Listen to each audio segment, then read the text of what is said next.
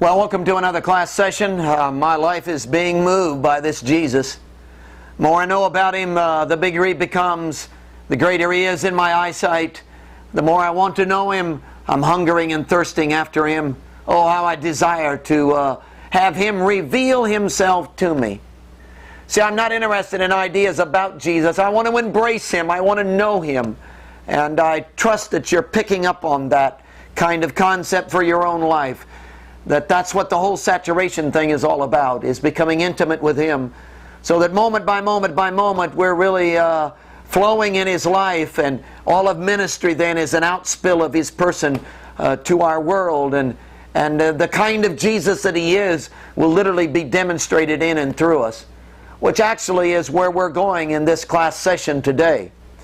We will be talking a lot about this kind of concept throughout all of the classes, but this is so vital to us, see, to know Jesus. And if He's going to reveal Himself to me, and I'm going to see Him as He really is, and who He really is going to really indwell me, what kind of life will He live through me? See, Christianity is not imitating the Jesus who once lived. It is participating in the Jesus who is now living in me. Who is He? What's He like? It's the subject of Christology. And of course, it's what we've come to examine together and to see for ourselves. And we're trusting that Jesus Himself will leap out of the pages of the Word of God. And of course, all of this comes through the saturation process. We are soaking in the Word of God. And we are literally moving to Matthew chapter 1 and 2 to saturate in those two chapters for the particular reason of forming the base, so that we really get a solid base of what Jesus is all about. And we can see all that Matthew builds on then as he begins to add to, as he begins to unfold and bring continual revelation of this which he has started in these first two chapters. So saturating in these first two chapters really becomes significant for us. And that's what we've been spending our time doing. Let's do a little review and bring ourselves up to date so we can add to and see exactly what Matthew is trying to say to us. We have looked at the fact that Jesus Christ is King. There's no question at all that Matthew's presentation concerning Jesus is, He is King. Absolute, solid King. That He is the Messiah King. And again, remember, Messiah means to smear or to anoint. So the very concept has the idea of kingship with it. He is of the lineage of King David in the first 17 chapters, which proves he has a right to sit on the throne of David, which is what kingship is all about. He's establishing the kingdom. Matthew will go on to tell us that his first message is, repent, for the kingdom of heaven is at hand. It was all about the kingdom. He was going to tell parables of the kingdom. He was going to give warnings concerning the kingdom. Everything was about the kingdom, because that's what He had come to establish. He wants us in the kingdom. So Christ is all tied into and about kingship. This is who He is. He is King of kings and Lord of lords. As we begin to saturate, of course, in Matthew chapter 1, verse 1, we made a startling discovery. It was discovered, of course, through the Greek words. We saw that the first word in the Greek language, as it was originally written, in verse 1, the first word of this book is the word biblios, which is our word for Bible, translated record or book. The second word is Genesis, which is the Greek word which means the beginning of the existence of. Has to do with origin, the Genesis. Translated in my translation, genealogy. Third word is Jesus. Fourth word is Christ. So he literally starts his book in verse 1 by talking about, this is the record, this is the book, this is the absolute truth about the beginning of the existence of the person of Jesus Christ. Now that is startling, of course, because it's a total absolute focus on the manhood of Jesus. He's literally telling us that Jesus has become one of us. He has joined us where we are. He has become a man. Later he's going to unfold the fact that Jesus is God. And there's going to be no question at all that Matthew believes Jesus is God and is making that presentation because, hey, there would be no significance in his death if Jesus isn't God. So we understand that concept is there. And again in verse 23 of chapter 1, we see it so forcibly as he translates the word Emmanuel into God with us. Jesus is God with us. It's what the incarnation is all about. It's what the very fact of his coming is all about. It's Jesus is God. No question about that at all. We understand that. But it's a little bigger than that. See, as we get into it, we're discovering that God is doing, what Matthew is really saying is, God is doing an old thing. He's wanting to establish that at the very beginning here. In other words, this is foundational stuff from which he's going to build and which he's going to give the rest of his book. But he's beginning by writing to the Jews saying, hey, I want you to know God is doing an old thing. Don't think that this has happened chance. Don't think this just showed up. Don't think that God just moved recently. I want you to know God is doing an old thing. It's proven by the genealogy. 42 generations, man. 42 generations pounding out the plan. It's found in the prophecies. 700 years before Jesus was born, prophet Isaiah is saying, hey, there's going to come one who will be born of a virgin, who will be Emmanuel, God with us. So this is an old thing. See, everything that you've been steeped in, all of your traditions of the past, all that you Jews have been involved in ceremonies in the past, is now all coming to one point. Everything that you did in days gone by was a gigantic finger pointing in the direction of what's happening right now. See, God is doing an old thing. Really significant. God is doing an old thing. This has been his whole heart and soul. This has been the desperation of his very being. This has been the longing of his very system. This has been the heartbeat of his whole being. His mind has not been focused on anything else but this. God is doing an old thing. Wow. Now, we went on to discover that God is doing an old thing in becoming one of us. God has become man. Redemption could not come from above, it had to come from below. See, God didn't get us into this mess, man got us into this mess. So God can't really get us out of this mess, man is going to have to get us out of this mess. What man has done, man is going to have to undo. But hey, where's the man that can do that? Where is the man that it isn't so overwhelmed with sin? Where is the man that doesn't have to spend any time confessing his own sin? Where is the man who is liberated and free and can bring redemption to a world? And there is no man. So God said, what am I going to do? I know what I'm going to do. I'm going to make another man. Only I'm not going to make a man this time. I tried that one time before. Not going to do that again. I myself am going to become the man. And the second member of the Trinity leaped off of his throne and became man. And this is the record, the absolute truth, the Bible, the book of the beginning of the existence of that man. Here's the story. So Matthew is beginning with the birth of Jesus Christ, giving his genealogy, moving into the birth of Jesus Christ. And it's all about what? God is doing an old thing in becoming one of us.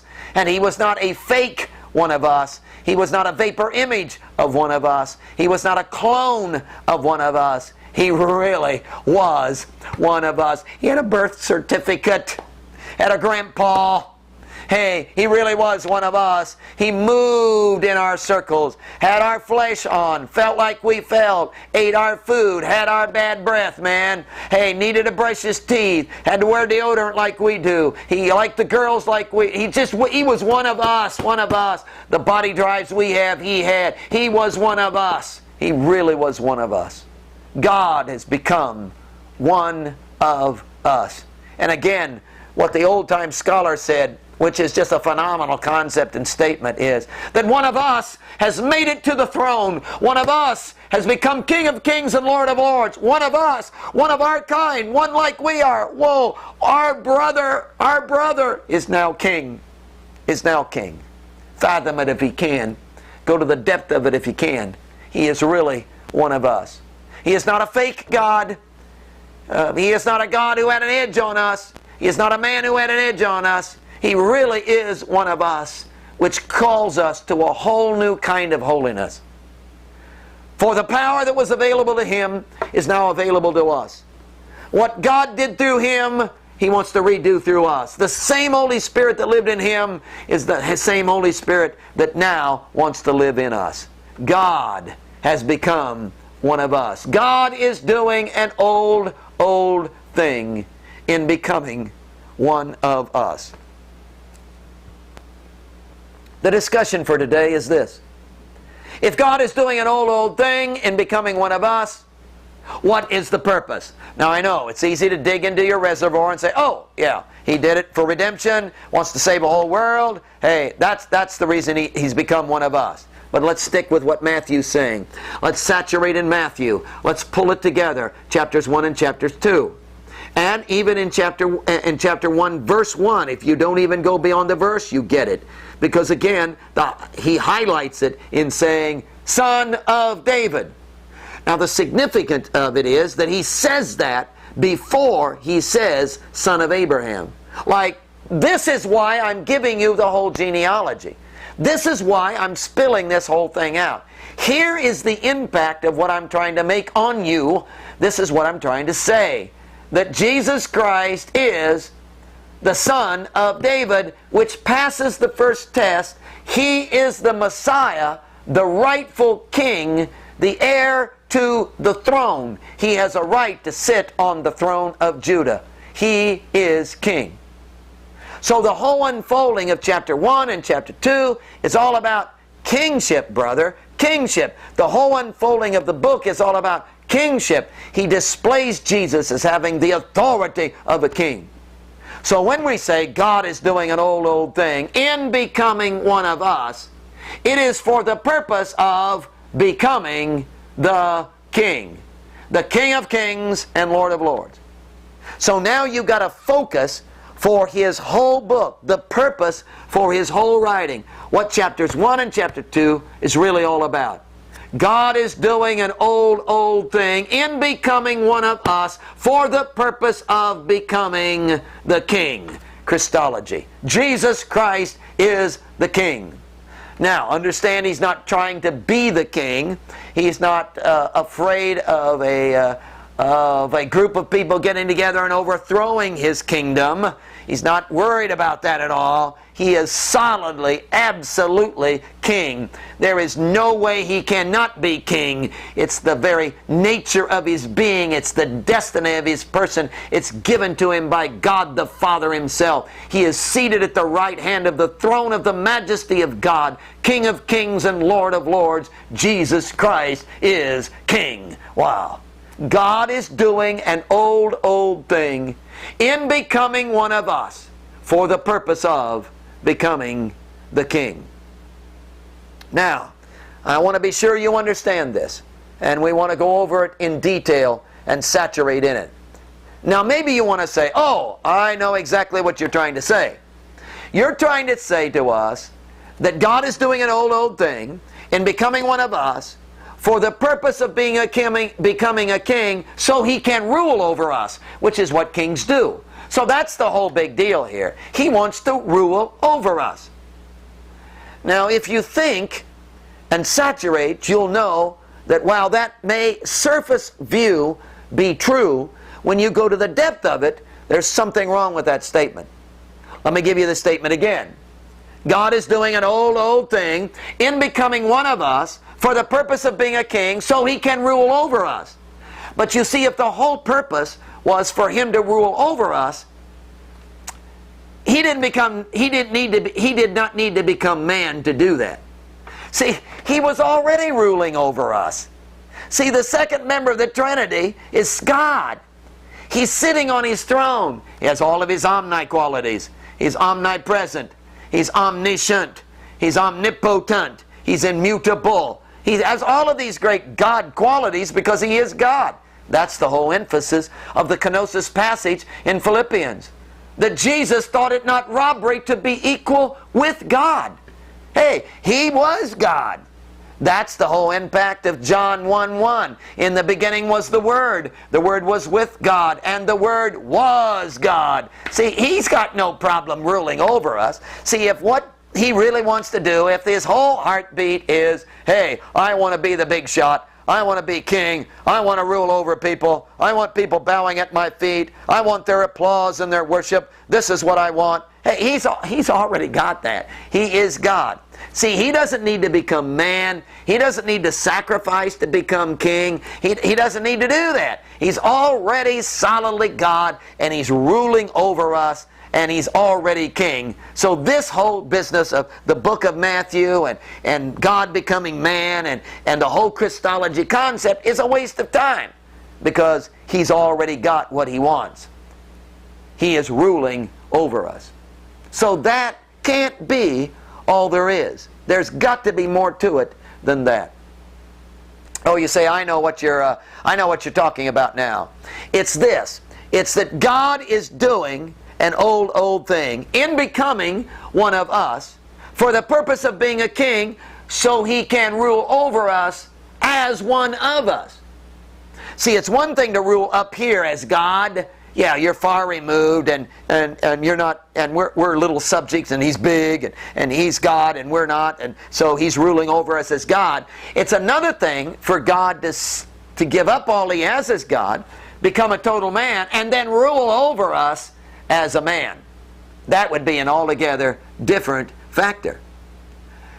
Now, that may be true on the surface, and it may look good, but I want you to go beneath it. I want you to go underneath it and see that there's some fallacies in that are deeply, deeply disturbing.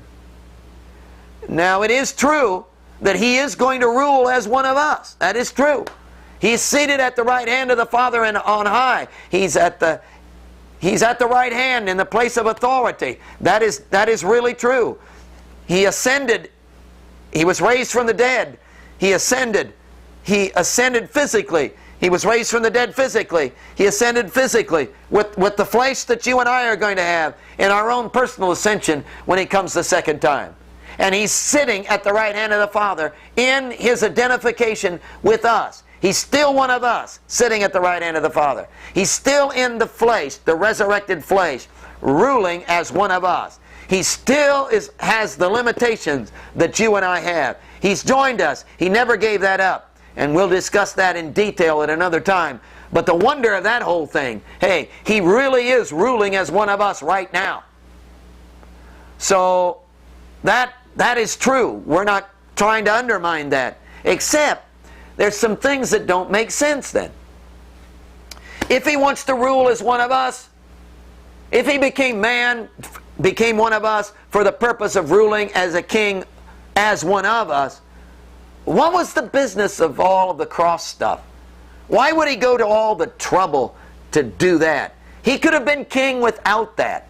See, as one of us, if all He wants to do is rule as one of us, there would be no problem with Him coming. Do the miracles, man. The miracles always gets them. Do the miracles. People will flock. Hey, He would have His name in bright lights. They would want to make Him king. In fact, you'll remember that the multitudes got so stirred up.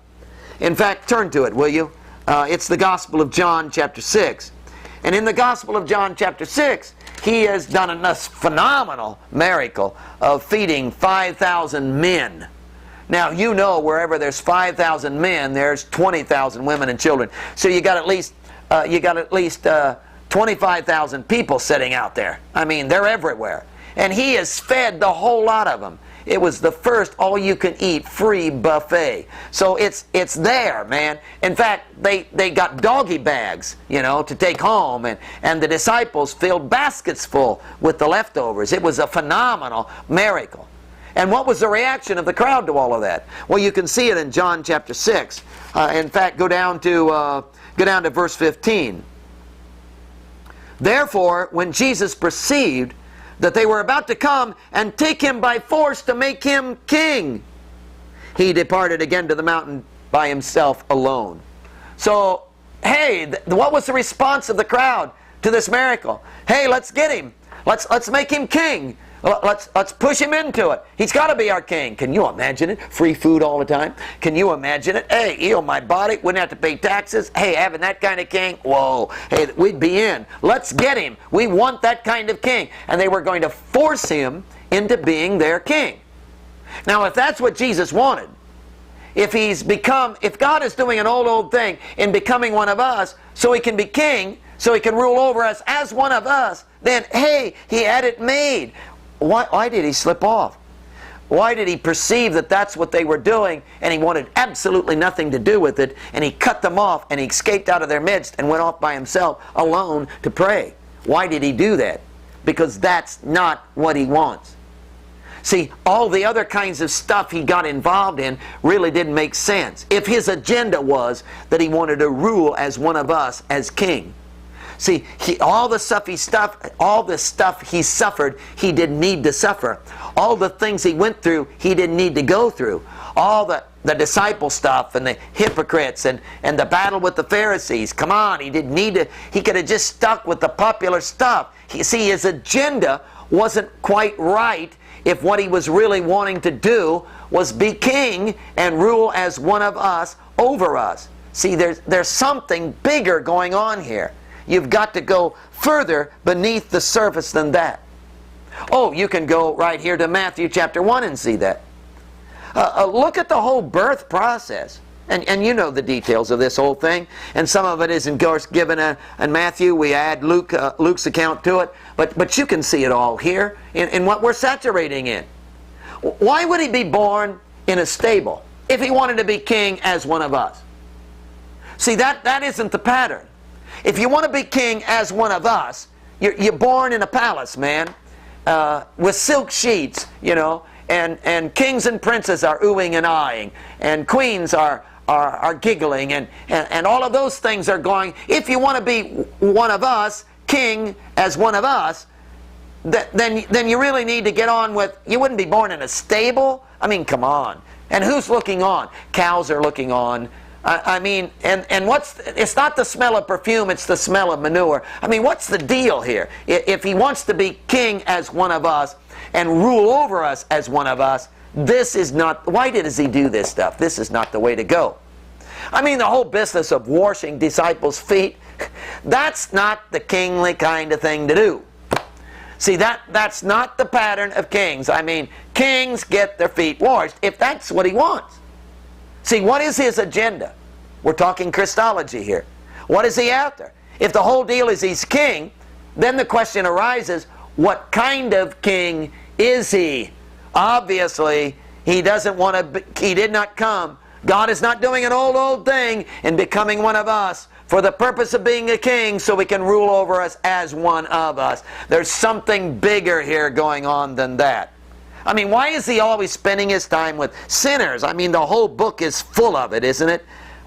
And why is he visited by shepherds in the night hour who've seen stars and angels in the sky? I mean, what's the big deal? See, this is not the pattern of somebody who really wants to rule over us. See, this is not the pattern. As you spill through the book of Matthew, something isn't quite right with that. So we need to go on deeper and saturate further. God is doing an old thing in becoming one of us for the purpose of being a king so he can rule over us as one of us. No, that's not quite right. God is doing an old thing in becoming one of us for the purpose of being a king, so not so he can rule over us, but so he can serve us. Whoa! That's what he's trying to say to us. In fact, that message is going to spill through the whole flow of his book. Now we're getting content to his kingship. If Christology is all about kingship, what is kingship all about? Service. Service. Service. See, well, you got to get this down. The whole unfolding of what's going on in his book is the fact that he has come to serve us. He has come to serve us. The very essence of His being is service. His sleeves are rolled up. See, He has not come to dominate us. He has not come to lord it over us. He has not come to have us serve Him. He has not come for that purpose. He has come to serve us. Now, as we really get into, and as you saturate on into the rest of the book, you see the context of this just constantly, of chapters 1 and 2, just constantly unfolding this revelation and this truth. It is too much to even digest. We could not talk about all the places. It's the flow. See, it becomes the way He thinks. It becomes the very view of His eyes. It becomes the very stamina of His heart. See, it becomes the very purpose of His whole life. Everything about Him is to serve us. Now, if this was once in a while, we could call it, well, it's His career. We could call it, well, it's His job. Yeah, He does it 40 hours a week and then He quits. Yeah, He serves us for 40 hours a week, then He stops. And He takes a day off, yeah, and just does something for Himself. But you see, as you get into this, that's not what's going on. This is 24 hours a day. This is the driving passion of His heart. This is too obvious to miss. This is not once in a while. This becomes the grinding nature of His being. It becomes the underlying foundation of every word He speaks, every parable, every message, Sermon on the Mount. The whole flow of what He's about literally reeks with this servanthood, this pour my life out, this give myself up, this never ever live for myself. Now, as you begin to see this, it's ultimate, it's impossible, it's inevitable for this to end up any place except a cross. See, He has chosen a cross. See, the cross is present in His birth, not just His death. And the cross and its style and the whole flow of servanthood is just literally going to go on and on and on. It's a monotonous beat of a jungle drum that's just going to sound in your ear, page after page after page of the gospel, because this is the number one fundamental thrust of His whole being. Now, if He's going to come and live in me, hey, that's going to be the number one fundamental driving passion of my being also. See, this is the crux of the whole gospel message. So we're saying to you all over again that the cross is not just an event in the past. It's not just an event that Jesus was headed to in the future. The cross was a style. It was the way Jesus thought. See, leaping off of His throne and second member of the Trinity and becoming man was a part of the cross. He was emptying Himself. He was sacrificing. He was giving Himself up for the purpose of service. He became man. As a man, He's into what? One single thing. How can I serve you? How can I meet your need? How can I pour my life out? How can I redeem? How can I give you what you need? How can I be to you what you need me to be? How can I make you adequate? How can I rescue you? See, it was always that. He did all of these miracles and told people, don't tell anybody. Keep still about this. Hey, I'm not trying to build fame. I'm not trying to build a ministry. I'm not trying to build my Sunday night attendance. Hey, I just want to help you, man. That's all. I just want to help you. Just want to pour my life out. See, He doesn't want to be a king who lords it over us and demands service out of us. He's a king who literally wants to serve us and meet our needs. Folks, there's never been a king like this. Do you understand this? This is a total opposite, upside down kingdom kind of thing. This is an opposite thought process of every single king who's ever been. Nobody's ever been like this. This is a total different thing. So you get the feeling that the kingdom of God that He's establishing is radical and totally, absolutely different and unlike anything that's ever been up to this time. That this is a brand new kind of kingdom that He's come to establish. That He's not in the flow of the old kingships. Now, if you go back to an Old Testament context and see chapters 1 and 2 in the context of the Old Testament, you would know this. You remember that Israel had no king in her beginning days. Oh yes, she had a king. God was her king. And God was the total provider of everything that Israel needed or could want. Manna from the sky, quail in the bush, made their shoes so they wouldn't wear out, gave them strategy in war. All of this stuff, man. God was the provider because God was king. Now that was unlike any other nation in the whole world, because all the other nations had man kings. Man was ruling over man, but not Israel. God was ruling over man. And God was the provider and their king. And as long as God was allowed to be God, everything went well. Except you know what happened. Israel came one day and said, we like you, God, and you're okay, and we appreciate all you've done. But what we really want is, we want to rule over ourselves. We want a man king. We want a king we can see. We want to be like the other nations, man ruling over man. This was not just, a curiosity thing. Come on. This was not some minor thing. Well, why would God care? No. This was bigger than that. It was a direct slap in the face of God. They were saying to God, we don't want you to run us around, and we don't want you to boss us around. We really want to rule ourselves. We want a man king. It was a rejection, not of prophets, Samuel in that hour. It was a rejection of God himself and his position. It was a reenactment of the first sin, which was, God, I'm not going to let you be God. I want to be God. I'm not going to let you run my show. I want to run the show. See, the promise of the devil to Eve was that if you eat of the fruit of this tree, you will be like God. Oh, you mean all this time God has been God and I could have been God? All of this time I've listened to God and I could have listened to myself? All this time I've been doing God's will and God's way and God's thought and God's desire and God's this and God's that. And oh brother, I could have done my will, my way, my desire. I could have satisfied myself all this time. Hey, give me that fruit.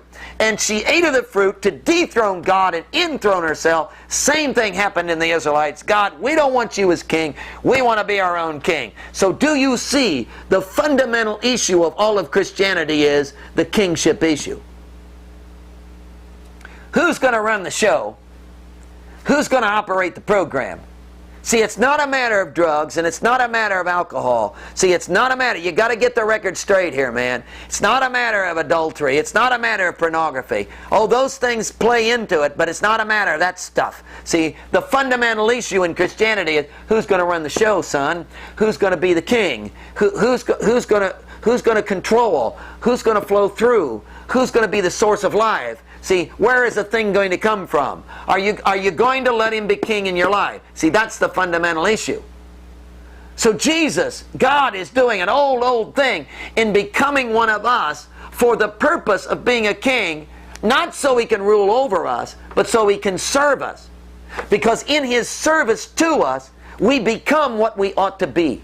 So the whole kingship that he's establishing is not a kingship of, hey, serve me. Not a kingship of, hey, wash my feet. Not a kingship of, hey, give me your money. Not a kingship of, hey, preach for me. Not a kingship of, hey, I want you to do my dirty work. Not a kingship of, wait on me hand and foot. Not a kingship, not that kind of kingship. It's a kingship that says, hey, how can I minister to you? How can I do something through you? How can I blossom your life? How can I fulfill you? How can I fill your need? How can I redeem you? How can I be redemptive to you? And Jesus was this kind of king. He never, ever, ever lived for himself.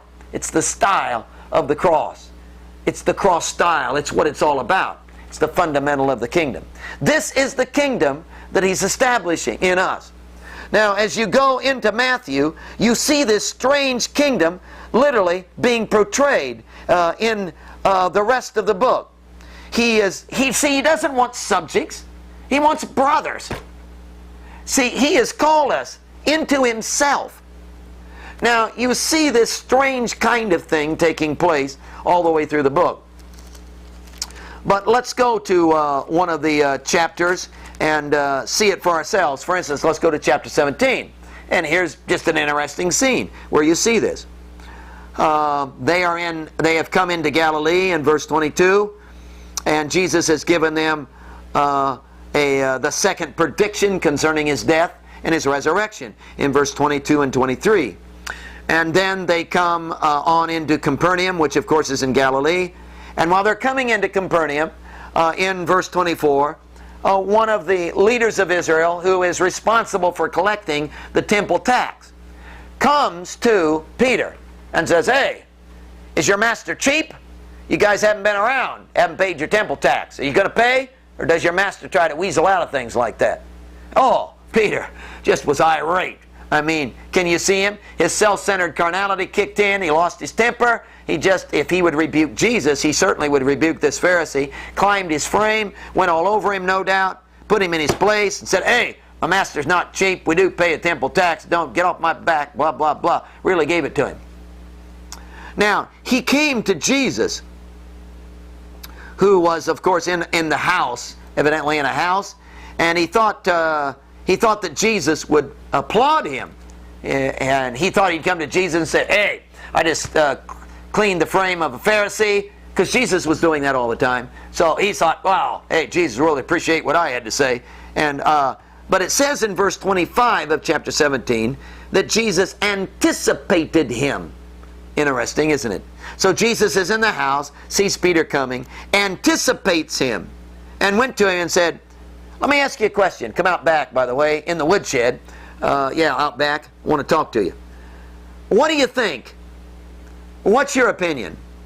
Out of all the knowledge that you've accumulated, out of all the stuff you know, what do you think, Simon? From whom do the kings of the earth take custom or taxes? From their sons or from strangers? Now, Peter knew the answer, of course, because it's the structure of our world. We all know the answer. Peter said to him, "Well, from strangers." That's right. See, a king and a kingdom here. They go over and conquer the neighboring kingdom, overthrow that king, and set their kingdom up in that kingdom as well. Now, all of those people are strangers. Well, what do they do to all those foreigners? They collect taxes. It's the bounty. It's the spoils of war. Yeah, a king collects taxes, but he doesn't collect taxes from his own family. See, he collects taxes from strangers, people that he's ruling over, people that he's dominating. Even in his own country, the king doesn't collect taxes from his brother. Yeah, here's the prince and the princess, his own family. They don't, the royalty family, they don't pay taxes. No, it's the subjects that pay taxes. See, that's the way it is, isn't it, Peter? He said, "Yes, that's the way it is." Peter said, "I understand that." Then Jesus said in the end of verse 26, "Then the sons are free." Do you know what Jesus was saying? Hey, Peter, we're sons. I'm the king, and you're a son. You're a son of the king. I'm a son of the king. I'm the king of the kingdom. And hey, we're brothers in this. We're part of the royal family. So we don't have to pay taxes. That's true. We do not have to pay taxes. Nevertheless, verse 27, "Lest we offend them, go to the sea, cast in a hook, take the fish that comes up first. When you've opened its mouth, you will find a piece of money. Take that and give it to them for me and for you. And we will pay the temple tax." We don't have to, because we're really free, because we are royalty family. We are a part of the royal family, and we don't have to pay taxes because we are free. See, Jesus is the king. We are a part of the family. See, he hasn't come to demand taxes out of us. He hasn't come to rule over us. He hasn't come to demand from us, "Hey, serve us. Hey, pay your taxes." See, he hasn't come to do that. He's come to make us brothers. He's come to bring us into royalty. He's come to link us. See, this is the strangest kind of kingdom. Again, it's an upside down kingdom. See, it's the strangest kind of kingdom you'll ever experience. And if you're going to think of the kingdom of God and the Christology kingship of Jesus, you're going to have to reverse your whole thinking from everything you've known in the world and from everything you've learned. Because this is the exact opposite of that kind of kingdom. See, God is doing an old thing in becoming one of us for the purpose of not ruling over us. He wants to be a king, but not to rule over us, but to serve us. It's really interesting what you find out in the proclamation of his kingship as it begins to unfold in this book. For instance, if you turn in Matthew to the great scene of chapter 21, you'll find this. In chapter 21, there is the beginning of the Passion Week. And in chapter 21, they have come close to Jerusalem, and it's going to be the big Palm Sunday march that's recorded here. And when you get into this, it's just phenomenal. Verse 1, they've come to Jerusalem at the Mount of Olives, and Jesus sent 2 disciples in and said, here's the instructions. And verse 2, you get these instructions. I want you to go to the village opposite you, and immediately you'll find a donkey tied and a colt with her. Loose them and bring them to me. If anyone says anything to you, you shall say, the Lord has need of them, and immediately He will send them. So it'll be okay. Just go in. Hey, arrangements are all made. Go get that donkey with that colt. So that was obviously brought. And all he was going to do was get on this donkey, and he was going to ride this colt into the colt. Never been ridden before. Significant. Into Jerusalem. And a parade was going to break out, man. You know the Palm Sunday story. Hey, multitudes were going to come. In fact, it says in verse 10 of chapter 21, and when he had come into Jerusalem, all the city was moved, saying, who is this? And of course, all is in the original language of the Scripture, is an intensified all, meaning it really is all. I mean, the whole city was shook up. In fact, the Pharisees were standing on the street corner, and one of the Gospels records, they said, whoa, the whole world has gone after him. We've lost. Hey, it's all over. We're done, man. Hey, the whole world has gone after this man. That's how impactful this whole parade was. And he just rode into town on this donkey, this colt. Now, there was a prophecy about this. And you can see the prophecy in verse 4 and 5. In verse 4 it says, all of this was done, chapter 21, verse 4, all of this was done that it might be fulfilled, which was spoken by the prophet, saying, and here's the prophecy, tell the daughter of Zion, behold, your king is coming to you, lowly, and sitting on a donkey, a colt, the foal of a donkey. Wow. Now, you know that all the other kings who came into town came how? Riding on a white steed, brother, high and lifted up, with a parade behind them, decked out in all of their uniform, with all of their badges. Man, here they are, pomp and glory and horns, and hey, it's quite a deal. They're showing their stuff, son, riding on a white steed, riding on a white stallion. That's the way. It's pomp and glory. I'm your king. I've come. I'm ruling. Hey, here I am. I'm declaring. I'm the big man in town. See, it was that kind of deal. Here came Jesus. Donkey. Colt of a donkey. What's that all about? Well, you see, a donkey is a beast of burden. Yeah, he carries burdens. You know, he serves. See, he's not parade, high and lifted up. Da-da-da-da. See, it's lowly. It's as the prophecy said, lowly and sitting on a donkey. See, Jesus came in with the rough hands of a carpenter. Jesus came in with the sandals of the people on his feet. Jesus came in riding on a donkey, say, hey, I'm here to serve you. And the presentation of his kingship. This was the declaration of his kingship. See, always before, he had been out there. But now, see, the gloves are off. He's coming to Jerusalem. And for the first time, he's going to make the public proclamation of himself. This is the declaration of his own being. And what is this all about, man? This is all about, hey, I'm your king, and I have come to claim Jerusalem as my own, and the throne as my own. And how does he come to claim it? Servanthood. I've come to lowly to pour my life out.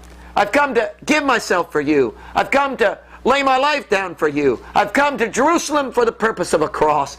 I've come to spill my life out for you, to give my life's blood for you. This is the purpose of my coming. Here I am. I am a king, but I'm going to reign from a cross. The cross is going to be my throne. This is my deal. I've come to serve you. It's all the way through the book. See, this is the content of his kingship.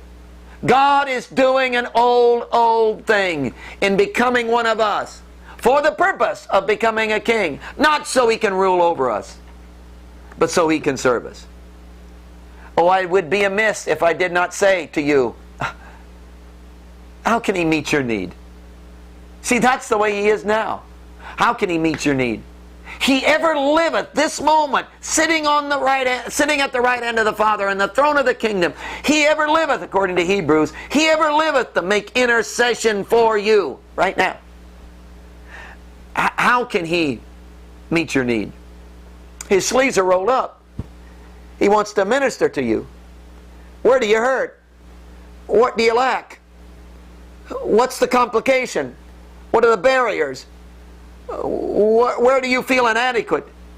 Could you take all of that and could you surrender it to Him? Could you take all of that and lay it at the feet of this King?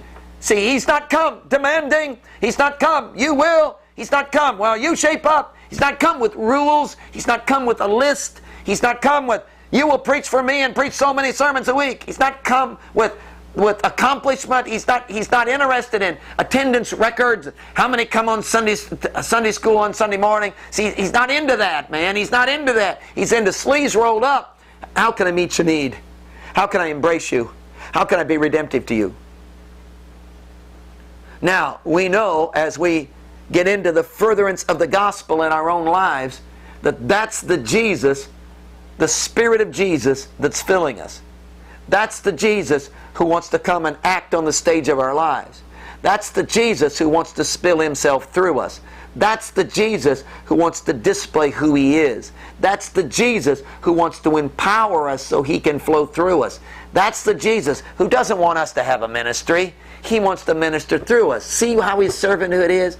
See, He's not demanding we should. He's saying, hey, would you surrender and let me do through you? See, He's not interested in your talent. He can create talent through you. This is no problem, see. He's not interested in you using your talent for Him.